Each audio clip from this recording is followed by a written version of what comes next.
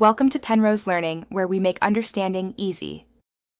You begin by confirming prerequisites and then take the first actionable steps.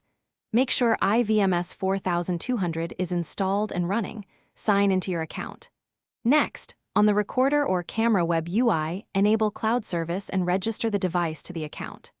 Once done, open Ivms 4200 and go to Device Management.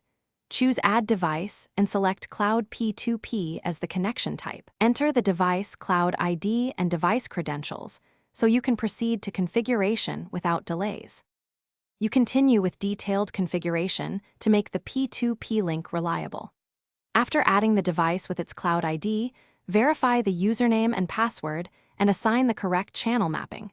Choose mainstream for recording and substream for preview if bandwidth is limited. Then go to Network Settings and confirm NAT and firewall behavior. Prefer Cloud Relay if ports cannot be opened. Finally, save and test Live View to ensure the P2p shows online and streams at expected resolution and frame rate. You finish by validating the connection and addressing common failures. Test Live View, remote playback, and recording. Make sure clips are stored locally and timestamps match. If the device stays offline, verify the Cloud ID, account credentials, and device internet access. Check NTP time drift and firmware compatibility. If problems persist, re-register the device in the cloud service and reboot the camera or NVR.